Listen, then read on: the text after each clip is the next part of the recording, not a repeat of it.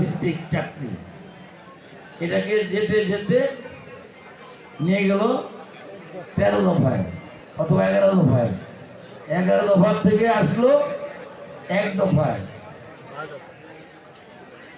4 তারিখ ঘোষণা দিল 6 আগস্ট মাস্ট টু ঢাকা। আবার রাত্রিবেলায় 1 ঘন্টা বা 2 ঘন্টা পরেই ঘোষণা দিল 5 আগস্ট মাস্ট টু ঢাকা। আমি নিজেও একটু হতাশ ছিলাম যে এই একদিনে ঢাকা পরিবহন বন্ধ করে দেবে, রেল বন্ধ করে দেবে। লোকজন কিভাবে গেছে এটা আল্লাহ ছাড়া কেউ জানে না।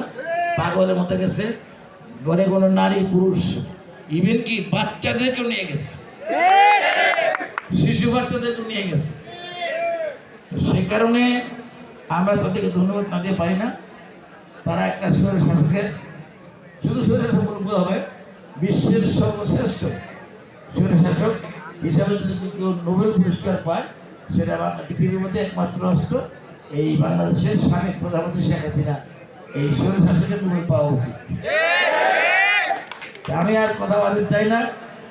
আপনারা আপনাদের আমাদের অ্যানাউন্সমেন্ট বলেছেন, হালকা নাস্তার ব্যবস্থা করেছেন, নাস্তা নিয়ে যাবেন। এমনি এক বক্তব্য প্রায় কাদা পথে, আরেক বক্তব্য সময় হয়ে গেছে।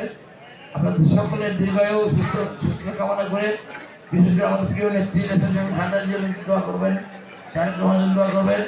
আমাদের সিনিয়র নেতৃবৃন্দ যারা আছেন, স্থায়ী নেতৃবৃন্দ অনেকে অসুস্থ, দোয়া করবেন। আমাদের শেখ মোহাম্মদ আলেম, আমাদের লিটুল মা বয়স হয়েছে, তারপরেও ডায়াবেটিস, ব্রেন হ্যামারেজ হয়ে গেছে,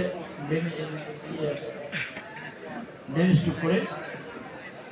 তারপরে আরো কয়েকজন অসুস্থ আছেন, তাদের অলরেডি হয়ে গেছে।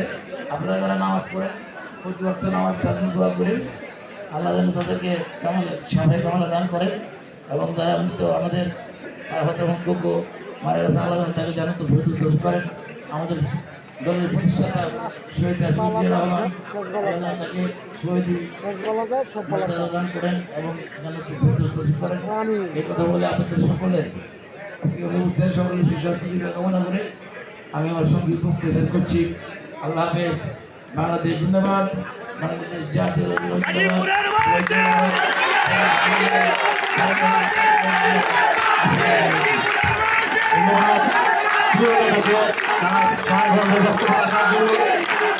এই পর্যায়ে আজকের অনুষ্ঠানে সভাপতি বক্তব্য নিয়ে আছেন আজকের অনুষ্ঠানের সংগ্রামী সভাপতি সঙ্গীপুর থানা বিএনপি সাবেক সফল আহ্বায়ক জননেতা জনাব ইসমাইল শিকদার বসুন। জনাব ইসমাইল শিকদার বসুন।